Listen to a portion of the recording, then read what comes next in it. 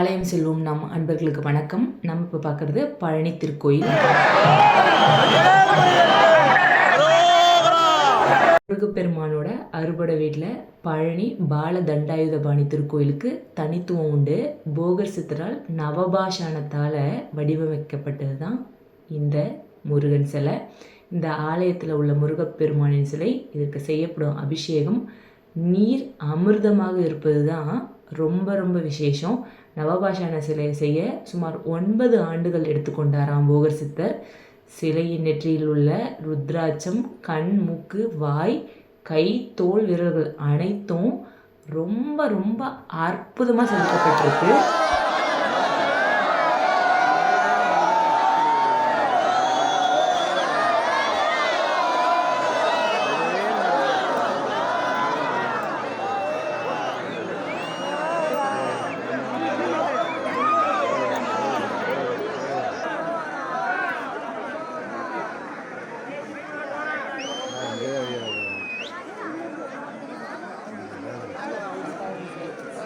முருகப்பெருமானின் விக்கிரகத்திற்கு நல்லெண்ணெய், பஞ்சாமிர்தம், சந்தனம், விபூதி ஆகிய 4 பொருட்கள் மட்டுமே அபிஷேகம் செய்கிறாங்க.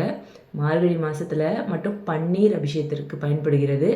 அபிஷேக பொருட்களில் சந்தனம், பன்னீர் மட்டும்தான் முருகப்பெருமானின் தலை முதல் அடிவரை முழுவதுமாக அபிஷேகம் செய்யப்படும். மற்ற அனைத்தும் தலையில் வச்ச உடனேயே அகற்றி விடுவாங்க. ஒரு நாளுக்கு 6 முறை இந்த தலத்தில் இறைவனுக்கு அபிஷேகம், அலங்காரம் நம்மளால் காண முடியும். ஒரு முறை அபிஷேகம் முடிஞ்சு அலங்காரம் செய்யப்பட்டு விட்டால் அடுத்த அபிஷேக நேரம் வரை முருகப்பெருமானுக்கு மாலை சாற்றுவது, பூக்களால் அர்ச்சனை செய்வது அந்த மாதிரி எதுவுமே கிடையாது. முருகப்பெருமானின் புகழ் பாடியவர்களில் முக்கியமானவர் தான் அருணகிரிநாதர்.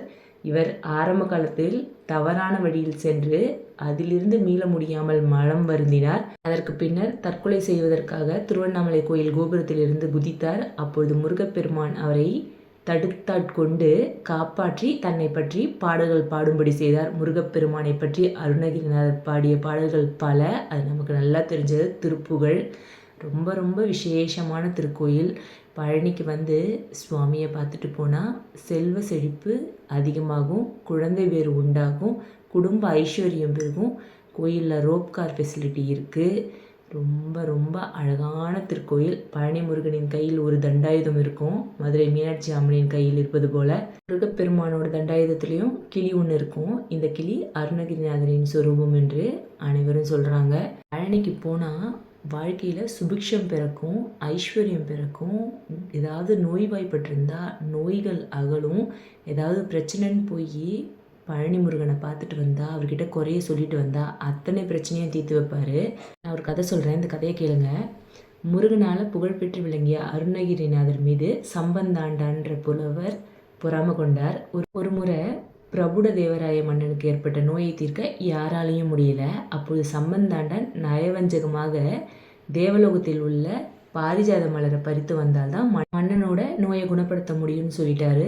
அருணகிரிநாதரால் மட்டும் இதை முடியும்னு சொல்லிட்டாரு. அதை கேட்டதும் அருணகிரிநாதர் திருவண்ணாமலை கோயில் கோபுரத்திலிருந்து கூடு விட்டு கூடுபாயும் வித்தை மூலமாக தன்னுடைய உடலிலிருந்து உயிரை ஒரு கிளி மீது செலுத்தி மின்னுலகம் சென்றார். அவர் வருவதற்குள் அதற்கு முன்பாகவே சம்பந்தாண்டன் என்ன பண்ணார்னா, கோபுரத்தின் மீது இருந்த அருணகிரிநாதரின் உடலை எடுத்து எரித்து விட்டார். இதனால் அருணகிரிநாதர் கிளி ரூபத்திலேயே இருக்கும் நிலை ஏற்பட்டது. இதையடுத்து முருகப்பெருமான் அருணகிரிநாதருக்கு அருள் செய்து கிளி உருவத்தில் இருந்த அவரை தன்னுடைய தண்டாயுதத்தில் இருத்தி கொண்டாராம். இந்த மாதிரி நிறைய கதைகள் உண்டு.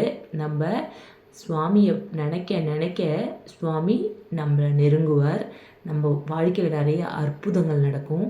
கடவுளை நோக்கி 2 அடி எடுத்து வைங்க, அப்புறம் பாருங்கள் நம்ம வாழ்க்கையில் எத்தனை மாற்றங்கள் நடக்கும்னு.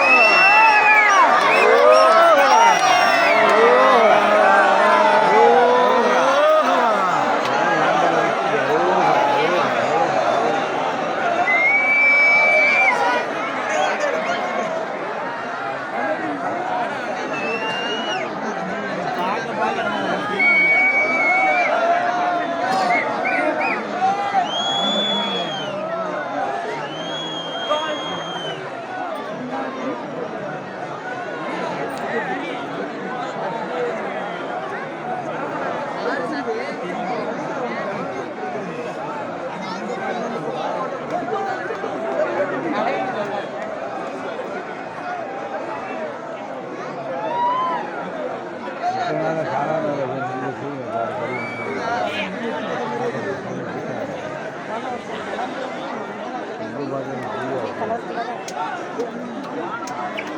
கலராக